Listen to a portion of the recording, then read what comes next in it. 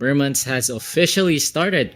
Christmas is just around the corner, and brands like Honor are pumping out their last barrage of devices to make your holiday shopping season even more confusing.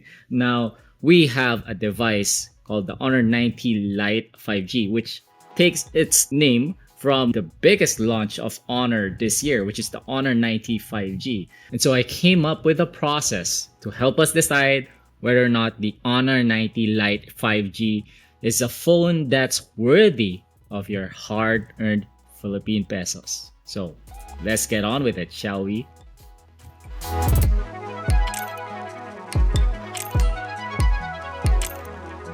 So what we're gonna do is we're gonna be listing down the features that we feel you must have, or the non-negotiable features that you should look for from a phone in 2023, from a mid-range smartphone in 2023. And then we're gonna compare those features against what you actually get, and it's gonna be easy. It's either pass or fail for each one of these features. All right, starting with the display. A mid-range smartphone in 2023 must have at least 90 Hz refresh rate.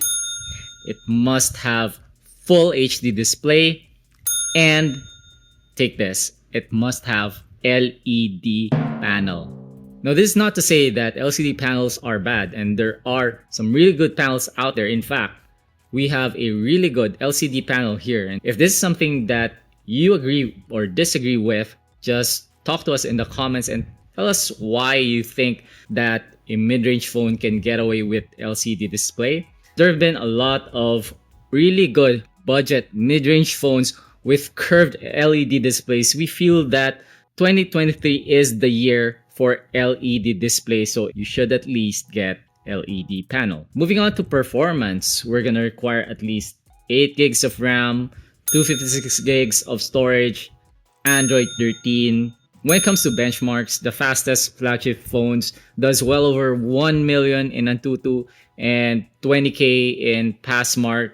So for mid-range phones, we're looking for something around half of that. And for the Honor 90, we were able to get 10K in Passmark and 400K in Antutu. We're gonna give it a passing score for the performance metric. Our next metric is gaming, and for this, we are gonna be a little more forgiving because we feel that this is a little bit niche and not everyone plays games all the time. So for the gaming metric, our benchmark would be 25 FPS in Genshin Impact and in Honkai Star Rail. Now, those two games are among the most challenging games to drive and to play on a mobile platform.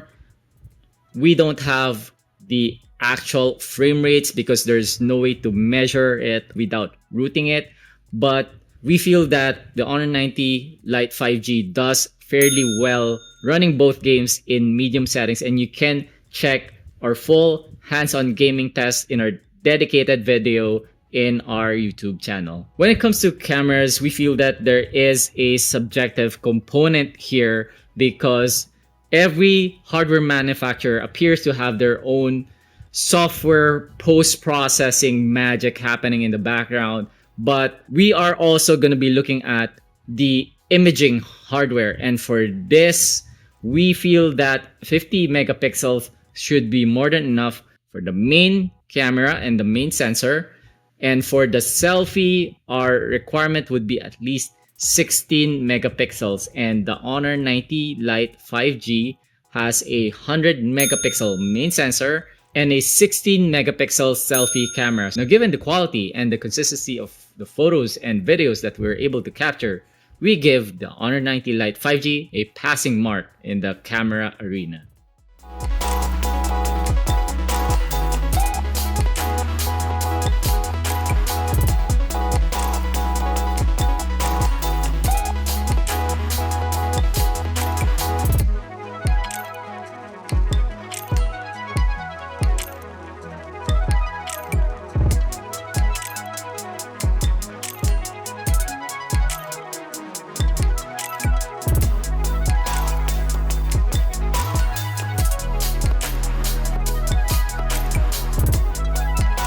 we're using the Honor 90 Lite. This is one of the phones that Honor will be launching in the Philippines on September 26th. So watch out and stay tuned for the live. When it comes to battery life and fast charging, mid-range phone in 2023 should have at least 1 day of combined use and 8 hours of screen on time. Then for charging, we're looking for at least 30 watts of fast charging. Now, in comparison, the Honor 90 Lite has at least 2 days of battery life. We were able to benchmark at least 10 hours of screen on time, and for charging, it charges at a rate of 22.5 watts. So, on one hand, it does really well on the battery life, but on the other hand, it falls short of our 30-watt requirement for fast charging.